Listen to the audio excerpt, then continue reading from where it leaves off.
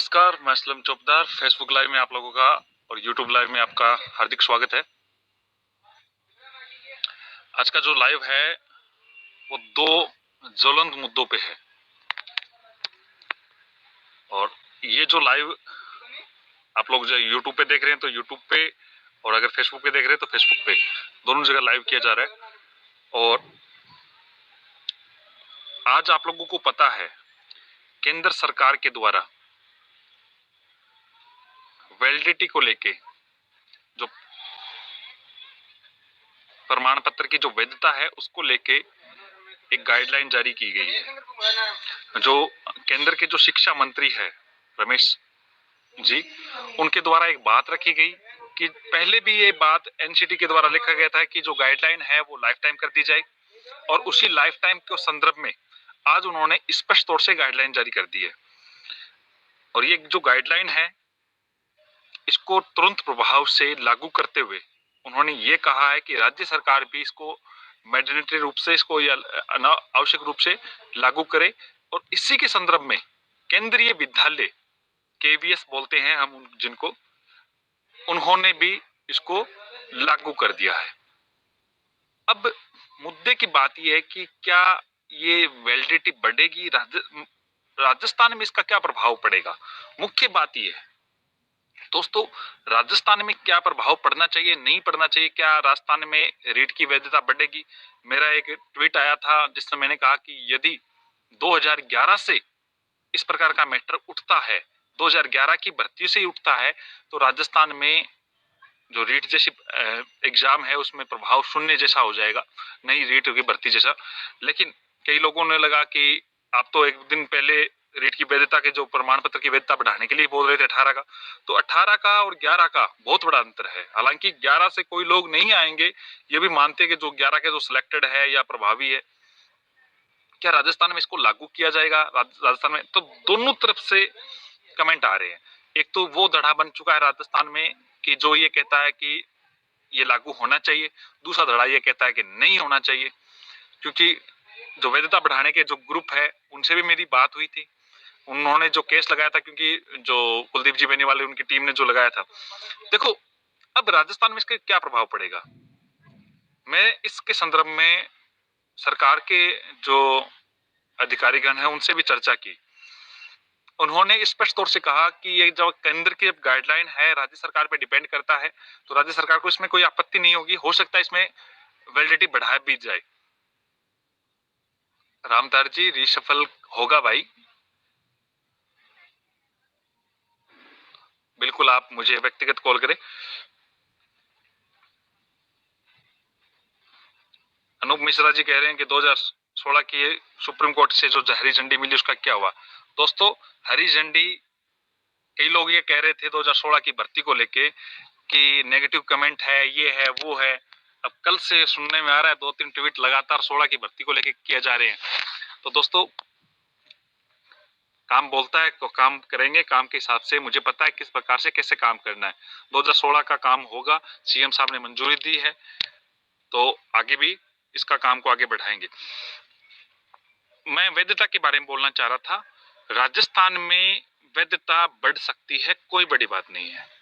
राजस्थान सरकार इसमें केंद्र सरकार के विपरीत नहीं जाएगी, जहां तक मेरा मानना है। जिस प्रकार से मेरा आज संवाद हुआ था उस आधार पे। दूसरा बात यह है कि चलो राजस्थान सरकार के अलावा जो केस लगा हुआ है वो कितना इफेक्टिव है, हमें उस बात को भी देखना जरूरी है। जो केस लगा हुआ है इसमें उन्होंने रिस्पोंडेंट रूप से एक चीज और उतारी है। उन्होंने क्या किया कि जो केवीएस सीटेट की जो चीज को उन्होंने पार्टी बनाया अपने साथ में, और उन्होंने इस जवाब देने के लिए, तो वहां पे ये केस थोड़ा प्रभावी बनता है। दूसरी बात, एक राज्य सरकार को ये है कि अगर राज्य सरकार, कई लोग कहते हैं कि 3 साल का उन्होंने नियम बनाया, देखो कई बार नियम बना दिया जाता है, जब उसमें विवाद नहीं होता तो वो नियम चलता है, कोई इश्यू नहीं होता, नो डाउट उसमें कोई इश्यू नहीं होता है जब नियम बना दिया जाता है। लेकिन उसी नियम को यदि कोई चैलेंज कर देता है, उन स्थितियों में कई प्रकार की बात आती है। अब मैंने सरकार के सामने एक बात ये रखी है कि यदि इस प्रकार का मैटर आता है तो पोस्ट कम से कम कई लोगों को ने बार बार ये कह रहे कि वही लोग लग जाएंगे जो 18 में लगे थे, वो 54,000 की भर्ती थी 2016 में लगे थे, वो लोग आ जाएंगे। तो मैंने स्पष्ट तौर से ये बात, मैं भी ये कोशिश कर रहा हूं, यदि राज्य सरकार इस प्रकार के नियम को लागू करती है तो एक प्रमाण पत्र से एक व्यक्ति का ही भला हो, यानी बेरोजगार के साथ छलवा ना हो, बेरोजगार के साथ किसी प्रकार का छल ना हो, कपट ना हो। और दूसरी बात, अब जो एक केस चल रहा है, जो कुलदीप जी बेनीवाल की इनकी टीम ने जो लगा रखा है, उस केस के बारे में आपको अवगत कराने की कोशिश करता हूं कि उस केस में क्या चीज है। हालांकि मेरे पास कुछ चीजें आई थी,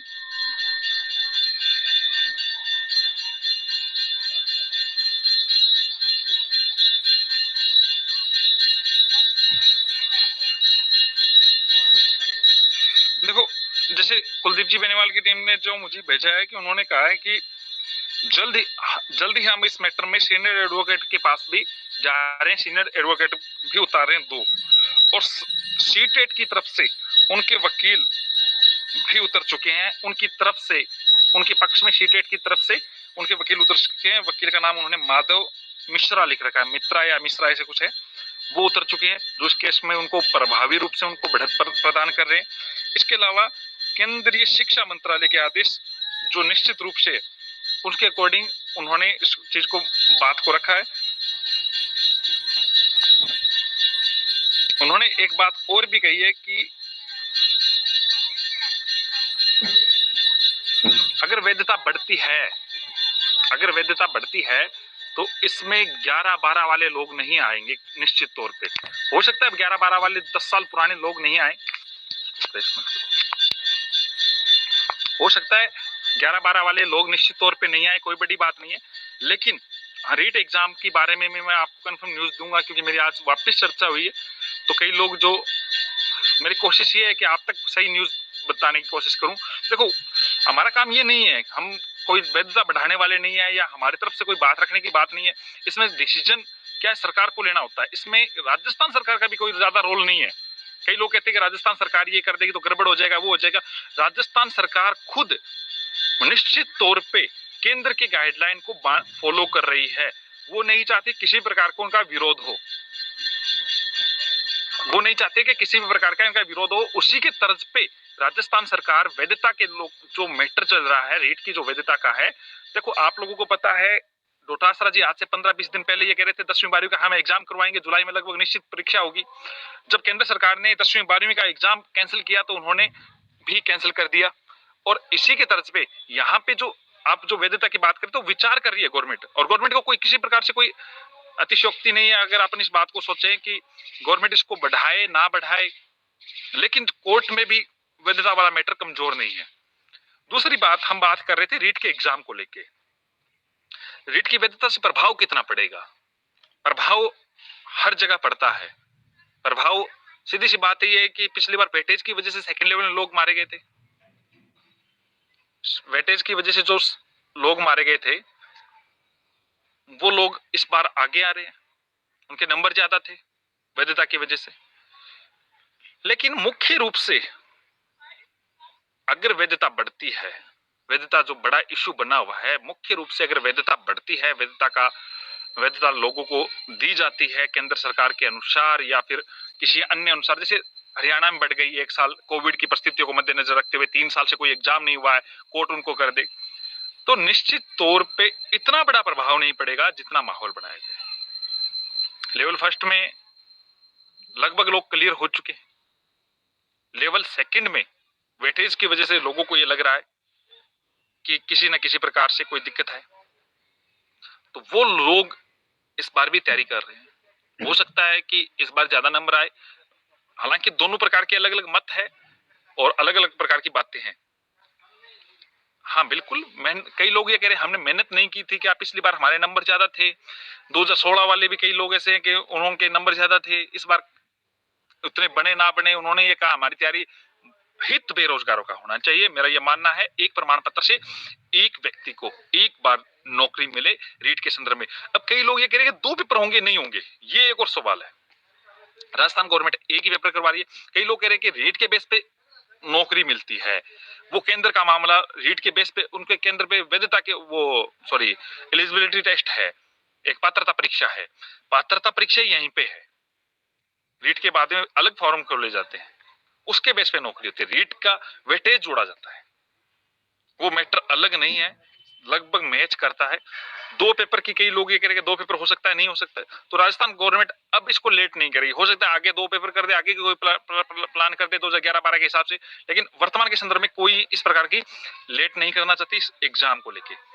अब जो बड़ी बात है रीट की डेट को लेके, दोस्तों मैंने कल आपको अवगत कराया था कि जुलाई में एग्जाम नहीं होगा, तो आज इस बात को वापस मैं दोहरा रहा हूं, जुलाई के साथ साथ अगस्त में भी एग्जाम नहीं होगा। जिस प्रकार से यहाँ पे बातें हैं, हमने संपर्क करने की कोशिश की थी, जो बोर्ड के अध्यक्ष जाड़ोली साहब ने, उन्होंने स्पष्ट तौर से ये कहा है कि अभी इस प्रकार की कोई चर्चा नहीं हुई है, इस पे फैसला माननीय शिक्षा मंत्री गोविंद सिंह जी डोटासरा जी लेंगे। और उन्होंने कहा कि सितंबर से पहले पॉसिबल नहीं है। एक बड़ी बात है, क्योंकि तैयारियां उनको करनी है, फैसला मंत्री लेवल पे लिया जा रहा है, लेकिन तैयारियां उनको करनी है। तो सितंबर अक्टूबर के लगभग, कई लोग सितंबर का जैसे बोल रहे हैं निश्चित तौर पे, तो मैं सितंबर को श्योर नहीं मान रहा हूं। संभवतः सितंबर के पश्चात एग्जाम हो, और उससे पहले होना, जिस प्रकार की तैयारियां नहीं है उसके अंतर्गत ये मान के चल रहे हैं कि ये थोड़ा डिले हो सकता है। और आज भी मैंने चर्चा की थी, तो उन्होंने बातों बातों में उनके मुंह से अक्टूबर निकला था। तो अब दूसरी बात ये है कि एग्जाम कब होगा, कैसे होगा। तो दोस्तों मेरा पेज है, यूट्यूब का जो चैनल है, या फिर ट्विटर अकाउंट है, छोटी मोटी बातें मैं ट्वीट कर देता हूं, तो ट्विटर अकाउंट पे इन पे आपको जानकारी मैं साझा करने की पूरी कोशिश करता हूं, उन पे जानकारी पूरी साझा कर देता हूं। तो देखो, दोनों प्रकार के कमेंट आ रहे हैं, वैधता बढ़नी चाहिए, कई लोग कह रहे हैं वैधता से हमें नुकसान हो रहा है हमारी तैयारी। दोस्तों कंपटीशन का जमाना है, कंपटीशन का दौर है, अब सरकार को फैसला लेना है इस मैटर पे। जो न्यूज है, जो खबर है, वो हमारी कोशिश है कि आप तक सबसे पहले पहुंचाए। जो एग्जाम की जो डेट है, रीट लेवल 2 2018 वेटिंग प्लस रीशेफल आएगा, दोस्तों इंतजार करें। अब एक और मुद्दा 2016 की भर्ती को लेके, कई लोग जो 2016 की भर्ती को लेके इस प्रकार के बयान दे रहे थे कि नेगेटिव है और है, ऐसे है, वो कल के जैसे लाइव देने के बाद में ये बोलने लगे हमारे 3 तारीख को मंत्री जी से बात हुई थी, सीएम से बात। सभी भर्तियों का मैटर मैं रख दूं यार, क्या फर्क पड़ रहा है, काम करो एक में, क्रेडिट उसी का लो जिसमें आप सहभागी हो, जो काम होता है उसमें बोल देते हमारा प्रयास सफल हुआ। एडिशनल में एसएलपी लेगी गवर्नमेंट। कई लोग ये आज मीटिंग की थी, मैंने ये सुना था एडिशनल को लेके कि ऑर्डर को लागू किया जाए। 2 महीने हो गए, कोविड में ज्यादा भी टाइम हो सकता है, 3 महीने का टाइम वैसे होता है, तो इसका कोई बड़ा इश्यू नहीं है। विनोद जी, बिल्कुल समंदर सिंह जी, वैलिडिटी की बातें है। इसके अलावा 2 भर्तियां और है। त्याग पत्रित वाला जो मामला है दोस्तों, इसमें कई लोग ये कह रहे हैं कुछ नहीं होना है, आप देखना इसमें भी बहुत कुछ होगा, इंतजार करें। जहां पे भीड़ होती है वहां पे बहुत सारे लोग खड़े हो जाते हैं, ये कह देंगे मैं भीड़ के साथ हूं, लोग चाहिए।